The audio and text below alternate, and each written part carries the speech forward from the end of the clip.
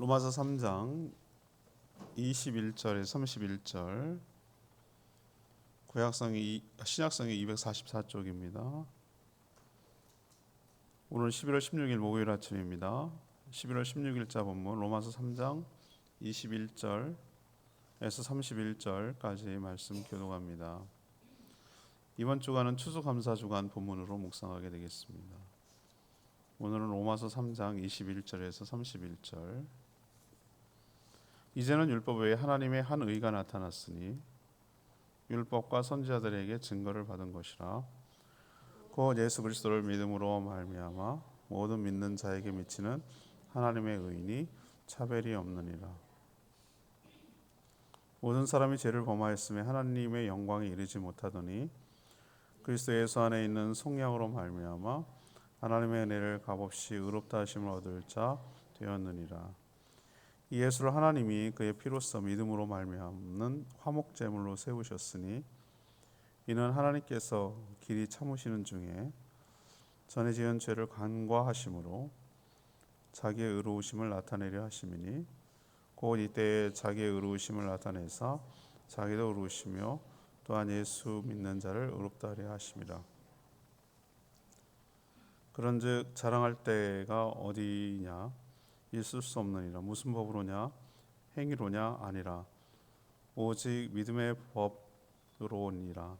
그러므로 사람이 의롭다 하심을 얻는 것은 율법의 행위가 있지 않고 우리가 인정하노라.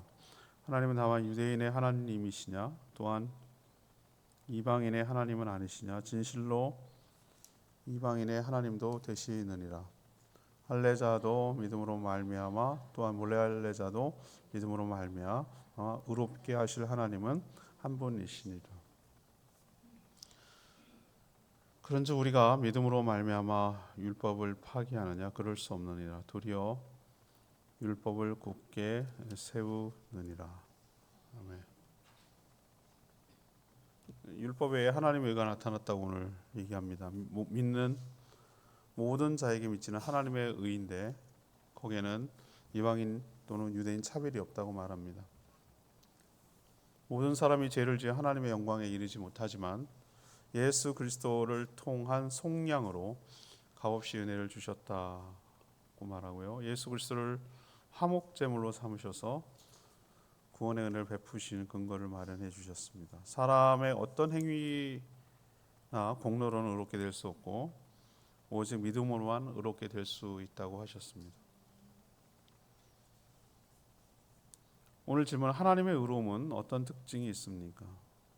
하나님이 주시는 의로움은 어떤 특징이 있습니까?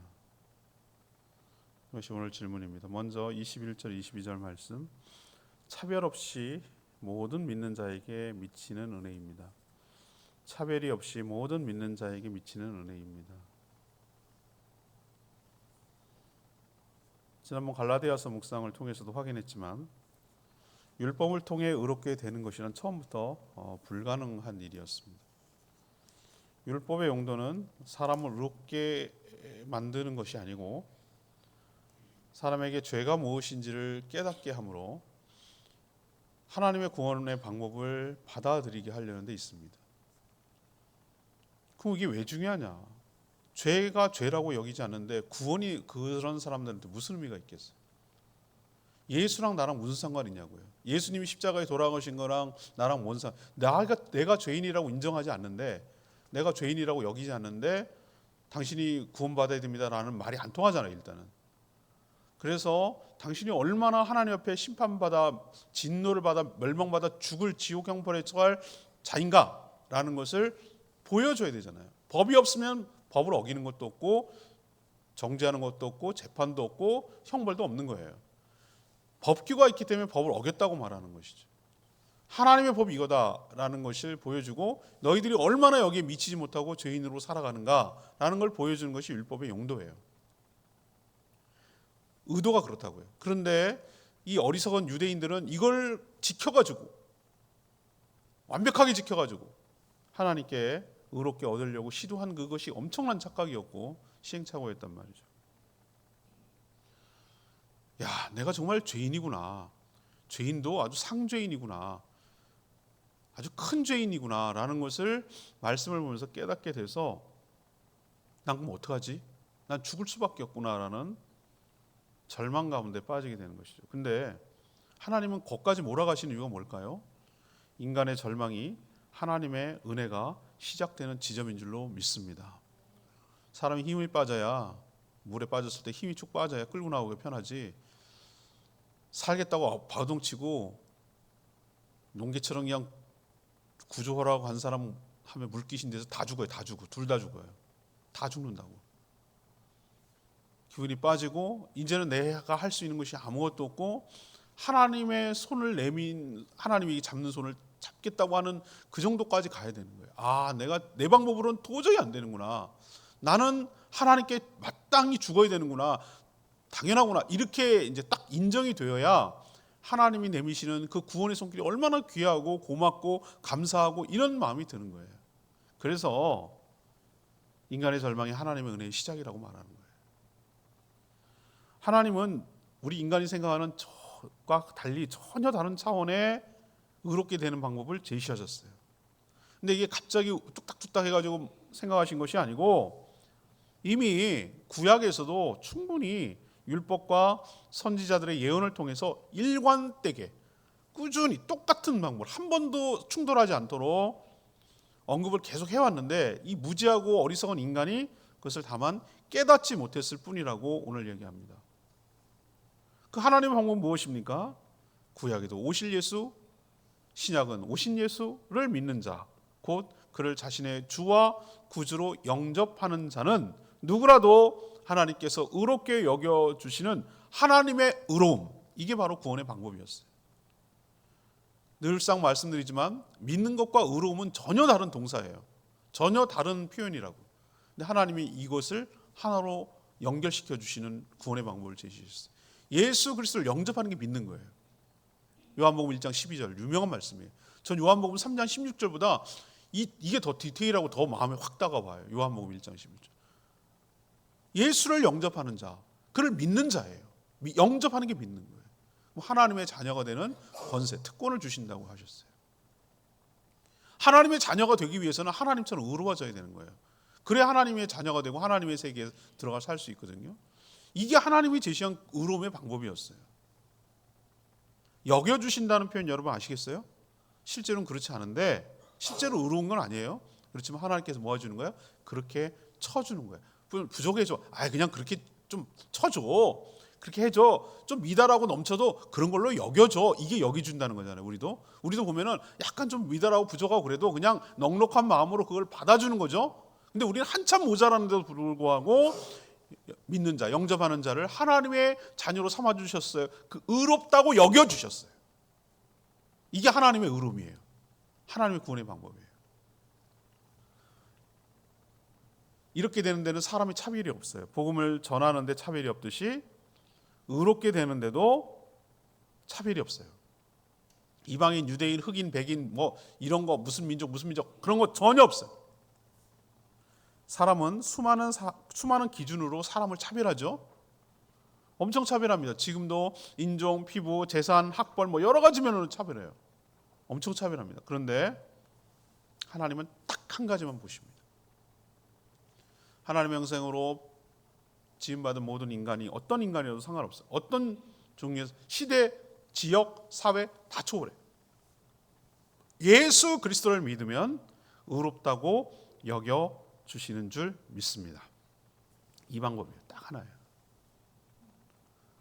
의롭게 되어야 우리가 죽지 않게 되고 영생을 누리고 하나님 아버지가 사시는 그 의로우신 하나님의 아버지가 사시는 우리도 하나님 아버지 사시는 그곳에서 또 우리가 살아갈 수 있는 자격이라고 그럴까? 상태가 어떤 상태가 되냐면 하나님처럼 의로운 자가 되어야 되는데 그거는 오직 예수 그리스도를 영접, 믿음으로 의롭게 되는 줄 믿습니다. 뭐가 아니라는 거예요? 율법을 지켜서가 아니라는 거예요. 이게 하나님의 의로움의 특징이에요. 자, 두 번째 의로움의 특징은 23절에서 26절까지 말씀입니다. 23절, 26절. 공로가 아닌 값없는 은혜로 주시는 것. 공로가 아니라 값없이 은혜로 주시는 것. 이게 두 번째 특징이에요. 사도 바울은 예수 그리스도를 믿음으로 의롭게 되는 원리를 깨닫게 하려고 두 가지 개념, 그들 사회에서 잘 아는 개념을 빌려서 설명하고 있어요. 저도 말씀을 전할 때 여러분들의 이해를 돕기 위해서 저도 여러분이랑 같은 시대, 같은 사회, 같은 모국어를 쓰니까, 그리고 제주에 같이 사니까 여기서 일어날 수 있고 누구나 공감하고 이해할 수 있는 그걸 갖다가 소재로 써야 여러분들이 훨씬 더 이해가 빠르잖아요. 그죠? 그래서 저같이 부족한 연약한 인간을 하나님께서 말씀을 대리하는 대리자로 세우는 이유가 뭘까 한참 생각을 해봤어요. 더 이렇게 천사의 목소리가 여기서 짜잔하고 나타나면 훨씬 더 바짝 엎드려가지고 잘 들을 텐데 왜 똑같은 연약하고 죄 많은 인간을 세웠을까? 이유는 전 딱 한 가지라고 봐요. 우리를 지극히 사랑하시는 거예요. 그게 왜 그러냐? 내가 잘 들리는 언어로, 그죠? 같은 시대를, 같은 사회를 살면서 같은 공감을 할 수 있는 주의 종을 택해서 그 메신저를 사용해가지고 메시지를 전달해야 더 흡수력이 좋으니까. 저 그런 생각이 들었거든요. 그래서 저도 예화라고는 단 1도 준비 안 해요. 어떤 목사님 예화가 생각이 안 나가지고 한참 생각하고 뒤지고 막 난리를 친다는 거예요. 설교 준비하는데. 저는 예화를 따로 준비한 적이 단 한 번도 없어요. 한 번도. 오히려 뭐에 신경 쓰냐면 설교를 시작할 때 연관되는 그 미리 보여주는 동영상 있잖아요. 거기 고르는데 좀 신경을 쓰지 예화는 준비하지 않아요. 근데 말씀을 막 전할 때마다 이것조차도 저는 원고에 없는 얘기예요. 막 전하다가 어떤 얘기가 떠올라요. 이건 성령께서 나를 주도해 가신다는 거거든요. 그러니까 설교는 제가 하는 게 가처럼 모양새는 보이지만 성령이 나를 사로잡아 가지고 한다는 게 거기서 느껴져요. 갑자기 떠올라요. 갑자기 그런 얘기를 해야 될 게 그 말이 더 정확할 것 같아요. 그래서 주저주저 하다가 주저되는 건 안 하지만 이거는 정말 적절한데라고 생각했던 거 생각도 안 한 얘기가 막 나와요. 그렇다고 내가 원고 없이 막 한다는 얘기가 아니라 원고 충실해요. 다만 그때마다 주시는 예화를 생각나는 것을 그렇게 쓴다는 거예요. 그런 것처럼 같은 맥락에서 사도 바울이 당시 사람들이 구원을 이해하기 위해서 가장 좋은 게 뭘까라고 생각을 한 것을 사용할 수밖에 없잖아요. 그게 문화잖아요. 문화. 그게 첫 번째가 뭐냐면 속량이에요. 속량. 속량에 대해서 여러 번 제가 설명했습니다만 당시는 뭐가 있습니까? 우리가 노예 해방된 게 여러분 링컨 대통령 미국이 노예 해방됐잖아요. 노예 해방이라게 된 게 여러분 얼마 되지 않아요. 200년 전만 해도 노예라는 게 있었단 말이에요. 노예 시장이 있었고 흑인들 노예 사와가지고 그래서 이렇게 아프리카 사람들이 저기 남미나 미국에 가서 산 이유가 거기 있어요. 사탕수수 재배하고 막 이러느라고 목화 따고 하느라고. 그 사람들 거기 사는 사람들이 아니잖아요. 그러니 사도 바울 당시에는 어땠겠어요? 당연히 노예 시장이 있지. 전쟁에서 포로가 된 사람들 노예 시장에 끌려 나오는 거지. 그렇죠? 근데 속량이 뭐냐? 노예 시장에서 값을 줘요. 돈 1인당 은 30, 가룟 유다가 은 30에 팔았다고 하는데 은 30을 주고 한 명의 노예를 사는 겁니다. 소시장 가듯이 소 사듯이. 그래서 새로운 주인을 섬기도록 하는 개념인데 이게 이제 값 주고 사는 거죠. 노예는 이미 노예이기 때문에 자기 스스로 뭐 하는 거예요? 돈이 없으니까 노예는 돈을 가질 수가 없으니까 자기가 스스로 노예가 해방될 수 있는 길은 없어요. 이건 비유예요, 비유. 이게 구원을 설명하기 위해서 당시 문화를 적절하게 끌어쓰는 사도 바울의 표현이에요. 자기 스스로는 노예에서 해방될 수 없어요. 이게 바로 예수 그리스도가 십자가에서 갖는 십자가의 보혈의 의미를 이렇게 설명하는 거예요. 나는 내 스스로 이 죄와 사망과 사단의 권세에서 해방될 길이 없어. 사단에 꽉 잡혀가지고 노예로 살고 있어. 근데 예수께서 그 죄값, 우리 죄값, 우리가 그렇게 노예가 죄에 종살이할 수밖에 없는 그 죄값을 다 예수 그리스도께서 십자가에서 죄값을 치러서 값을 치렀습니다. 속량하셨어. 속량. 그러면 이제 누가 됩니까? 그래서 믿는 자는 누구든지 죄와 사망, 사단의 권세에서 해방되어 주인에게 이제 귀속될 수 있는데 그러면 누가 주인이 되는 거죠? 내 주인이? 예수 그리스도가 내 주인이 되는 거예요.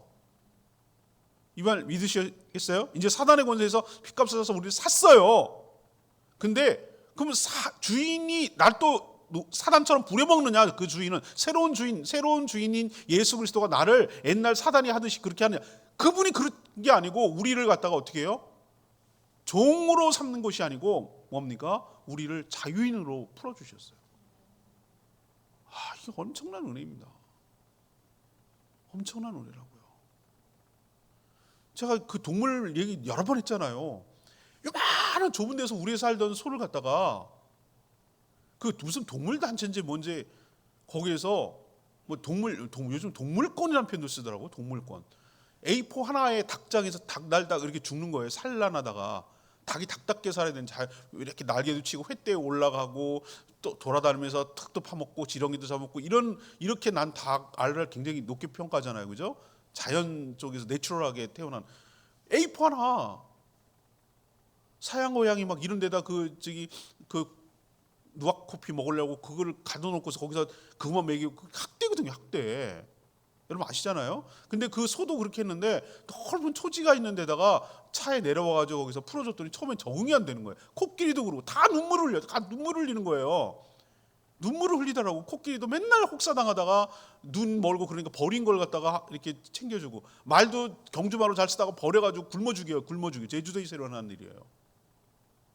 근데 그걸 걷어가지고 끝까지 그 동물이 동물답게 살도록 풀어주는데 소가 난 그렇게 공중공중 잘 뛰는지 몰랐어요. 공중공중 뛰면서 좋아하는 거예요.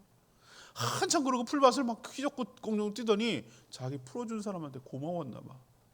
울타리 친 대로 오더라고. 근데 고개를 이렇게 사람한테 기대는 거예요. 나 그때 눈물 날 뻔했어요. 사람이 제일 악독해. 배은망덕하고. 저 그거 많이 느꼈어요. 배신 이루 말할 수 없어요. 이용하면 버리고 필요 없으면 버리고, 이 인간의 배신감은 아주 치를 떨어져는요. 아주 그게 제일 상처가 돼. 배신감.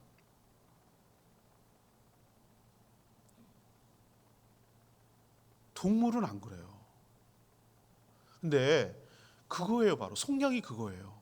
우리를 그렇게 좁은 데서 죽지 못해서 죽을 때까지 그렇게 지독스러운 압박과 속박에서 살아갈 존재를 풀어서 자유를 주셨어요. 우리답게 살 수 있도록 은혜를 주셨어요. 원래 하나님이 창조하신 대로 그렇게 회복시켜 주셨어요. 그게 속량이에요. 그래서 우리가 자발적으로 주인에게 감사한 마음으로 충성하며 자발적으로 헌신하며 자발적으로 하도록 만들지, 우리를 옛날 주인 마귀처럼 우리를 콧게 가지고 끌고 막 이렇게 절대 하지 않아요. 이게 구원의 첫 번째 비유예요. 비유, 속량. 두 번째, 이들 유대인들을 이 제사라는 걸 너무 잘 알고 있던 개념. 우리는 제사를 그렇게 안 드리잖아요. 동물 잡아서 드려요, 여러분들. 여러분, 우리는 제사 드리는 거는 약식 다 해가지고 완성된 요리를 드리는 거지 생 동물을 잡느냐고요. 아니잖아요, 그죠? 여러분 감사하셔야 돼요. 구약 시대에 살았으면 우리 큰일 날 뻔했어요. 화목 제물로 지금 또 구원을 설명하고 있어요. 두 가지 다, 이건 다 아는 거예요. 유대인들이 잘하는 거, 또 이방인들이 잘하는 두 가지 개념을 갖고 있잖아요. 제사장은 1년에 한 번 딱 지성소, 레위기 배웠죠? 지성소에 들어가서 언약궤 뚜껑에다가 피를 뿌리게 돼 있어요. 수송아지 피를 가지고. 왜 그렇습니까? 그건 민족의 속죄예요. 민족의 속죄. 죄 없는 동물이 피를 흘려요. 피를 흘린다는 얘기는 죽는다는, 희생한다는 거예요. 희생함으로써 원래 온 이스라엘 백성들이 죽어 마땅한 죄를 그 송아지가 죽어가지고 소가 죽어서 어떻게 하는 거예요? 그 죄값을 대신 치르고 그 피를 뿌렸다는 건 증거예요. 증거. 우리 대신 얘가 죽었어요 라는 증거를 하나님께 붓는 거잖아요. 그러므로 인해서 하나님의 분노가, 하나님의 진노가 사그라지고 다시 하나님과 다시 친하게 화목할 수, 관계가 회복될 수 있는 길을 열어주는 것을 화목제물의 가장 중요한 핵심 원리예요. 바로 예수 그리스도의 보혈이 그렇다는 거예요. 우리가 하나님과 원수 되었을 때에 하나님과 우리는 관계가 깨져가지고 죽었던 존재, 잘라졌던 존재였는데 하나님께서 우리 죄값을 다 치르심으로 그 분노를 다 하나님이 예수 그리스도에게 쏟아내셨어요. 어찌하여 나를 버리십니까? 라고 말하는 이유가 거기 있어요. 한 번도 떨어진 적이 없는데 그때는 아들이 아니라 인류를 대표해서 죽는 죄인이었어요. 그래서 처절하게 그렇게 죽는 거예요. 그래서 그 죄값을 치르고 분노를 쏟아냄으로 인해서 우리에게 미쳐야 될 그 분노를 대신 받아냄으로 인해서 하나님과 화목하고 관계를 회복하고 개선할 수 있고 다시 회복할 수 있는 길을 열어주신 줄로 믿습니다. 이 두 가지, 속량, 화목제사, 화목제. 여기서 우리의 공로가 뭐가 있습니까? 뭘 했습니까 우리가? Nothing. 아무것도 없어요. 오직 은혜. 오직 은혜로 우리가 구원받아 의롭게 된 줄 믿습니다. 우리의 공로는 단 1도 없어요. 자, 27절에서 31절 세 번째입니다. 행위가 아니라 믿음으로만 얻는다라는 것을 우리에게 설명해 주고 있어요. 인간이 구원을 받을 수 있는 길은 오직 은혜, 오직 믿음뿐이에요. 은혜에 상반되는 개념이 뭐예요? 공로예요, 공로. 그리고 믿음에 상반되는 개념이 뭐예요? 행위예요, 행위. 여러분, 어떤 개념을 알기 위해서 상대방 반대 개념을 알면 그 의미가 더 부각되는 거예요. 그렇죠? 여러분, 많은 사람들이 저는 사랑의 반대 개념이 미움이라고 생각하는데 부족해요. 미움은. 사랑의 반대말은 저는 어디에 더 가깝다고 생각하냐면 무관심에 가깝다고 생각해요. 반대 개념을 알아야 이 개념이 확 더 분명하게 드러나거든요. 은혜에 상반된 개념이 뭐라고요? 자기 공로. 그다음에 믿음에 상반되는 개념이 뭐라고요? 행위. 요게 성경에서 말하는 반대 개념이에요. 어리석은 유대인, 아니 유대인뿐만 아니라 모든 인간이 자신이 어떤 행위를 통해서 자꾸 구원을 얻을 수 있다고 착각을 하는 거예요. 이게 문제예요. 유대인들은 율법을 완벽하게 지키면 의롭게 되어 구원을 얻을 수 있다고 생각을 해요.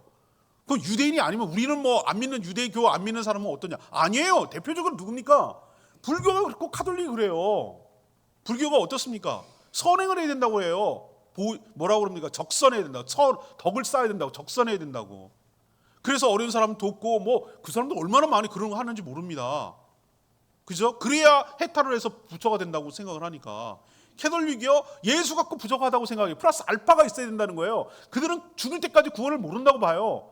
그래서 어떤 애식, 세례받고 뭐 견인성사고 뭐 홀인성사고 뭐 온갖 칠성례를 다 베풀고 다 받고 죽을 때 맞으면 종부성사까지 다 받고 그런 성례예요, 성례. 그런 액션, 어떤 세레모니 이걸 해야 된다고 구원을 받는다고 생각하는 거예요. 왜? 구원의 확신이 없으니까.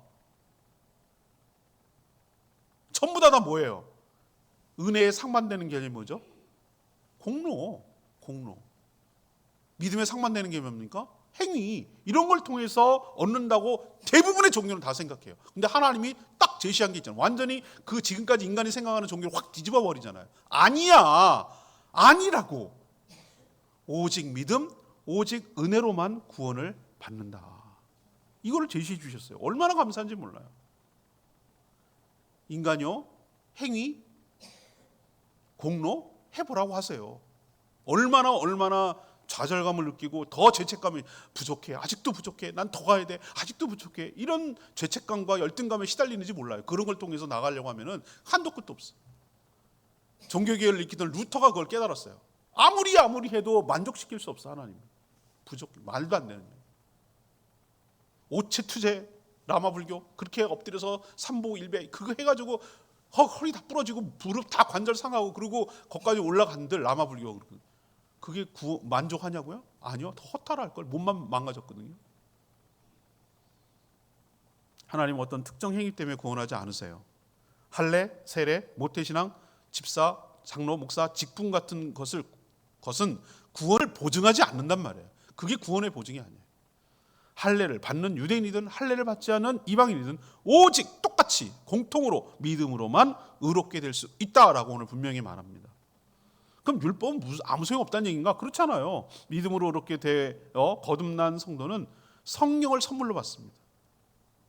그래서 전에는 유대인들이 그 율법의 용도를 어떻게 했습니까? 그걸 지켜가지고 의롭게 되려고 했는데 구원받고 난 다음 예수 그리스도를 믿어서 구원받고 난 그래서 성령을 선물로 받는 사람은 성령이 그 안에서 어떻게 하시는가? 하나님의 법인 말씀, 성령, 율법을 스스로 지키며 살 수 있도록 자발적으로 지키며 살아가도록 이제는 구원과 상관이 없이 하나님의 자녀답게 살기 위해서 율법을 이용하는 거예요.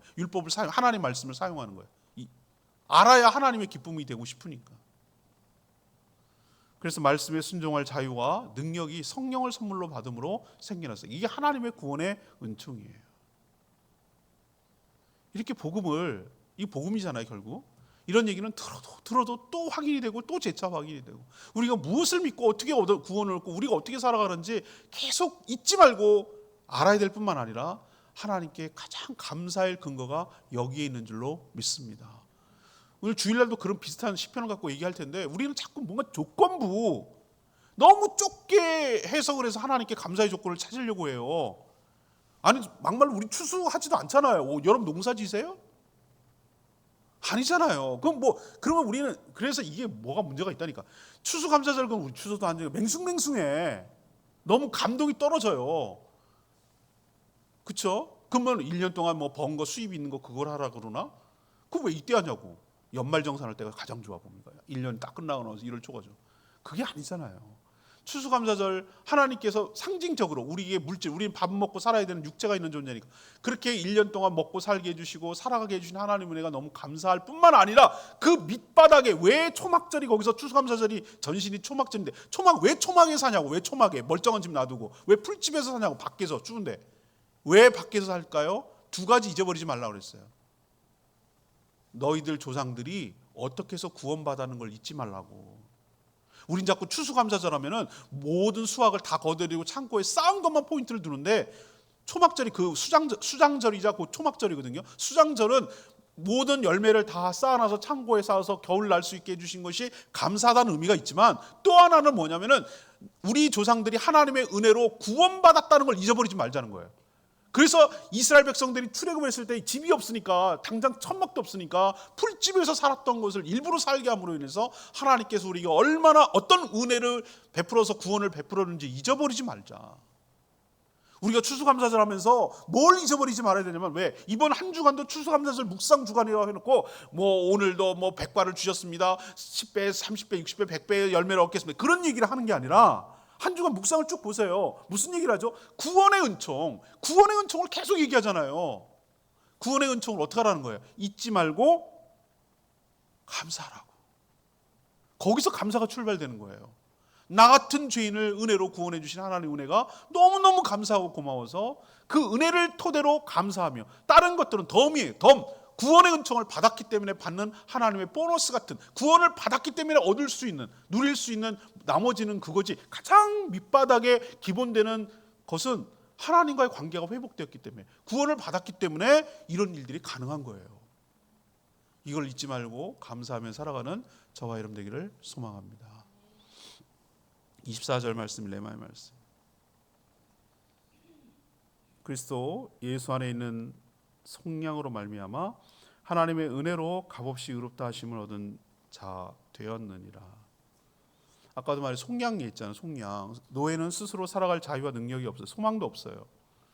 그저 이 주인에게서 저 주인으로 팔리면 그저 죽도록 섬기다 죽을 뿐이에요.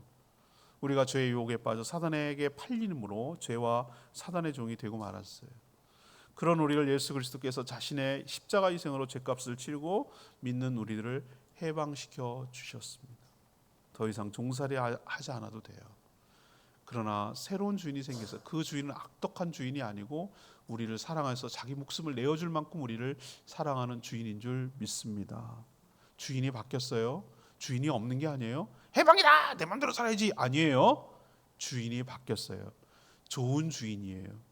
그분께 자발적으로 순종하며 헌신하며 감사하며 살아가는 저희 모두가 되기를 원합니다. 오늘 말씀 붙들고 기도하기 전에 찬양지 256장 어찌하여야 찬양 부르고 기도하겠습니다.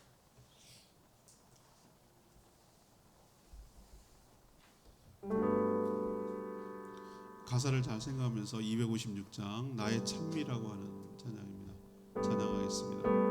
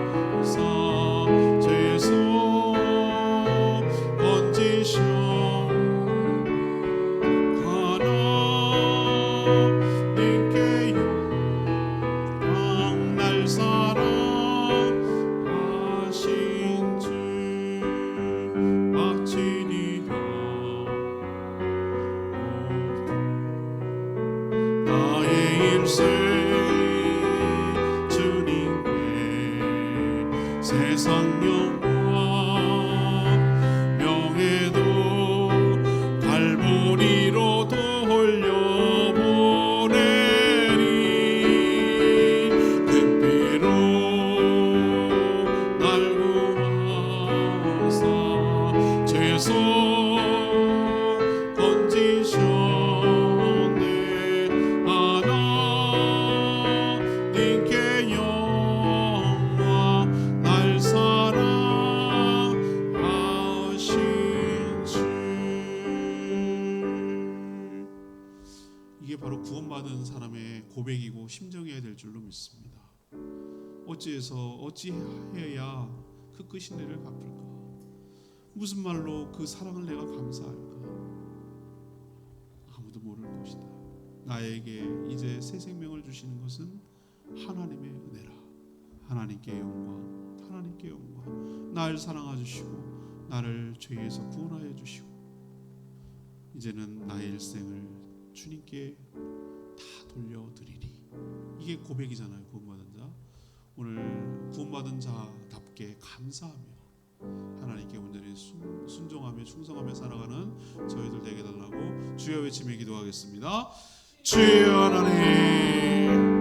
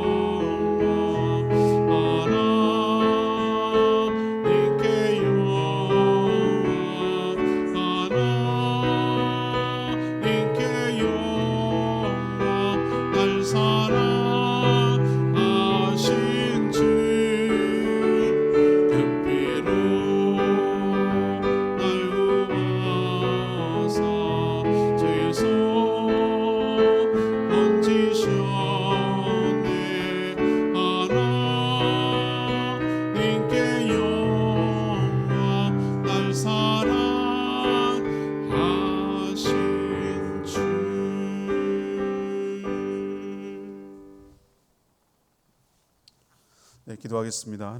하나님께서 우리를 의롭다고 하신 뜻을 이제 분명히 알겠습니다. 하나님은 사람을 차별하지 않으시고 예수 그리스도를 믿는 자는 누구든지 의롭다고 여겨 주셨습니다. 진심으로 감사를 드립니다. 또한 우리의 공로가 아니라 오직 은혜로 값없이 주셨습니다. 그래서 더욱 감사합니다. 이제 어줍잖은 우리의 선행으로 감히 하나님이 주시는 의로움에 도달하려는 모든 시도 노력들을 포기하겠습니다. 오직 하나님이 값없이 주시는 은혜를 받아 누리겠습니다. 이제 죄와 사망과 사단의 권세에서 해방되어 자유를 얻게 됐으니 새 주인에게 감사하는 마음으로 주님의 기쁨이 되도록 섬기며 살아가는 복된 인생 살겠습니다. 저의 삶을 책임져 주시고 인도하여 주시옵소서. 오늘도 간구하는 기도 주님 들어주시고 주님과 동행하는 복된 하루 되게 하여 주시옵소서. 모든 성도들의 생업을 지켜주시고 그 가정 지켜주시며 일할 수 있는 은혜와 힘을 부어 주시옵소서. 감사드리며 예수님 이름으로 기도합니다. 아멘. 오늘 하루도 주님의 은혜 가운데 살기를 축복합니다. 충분히 기도하고 하루 시작하겠습니다.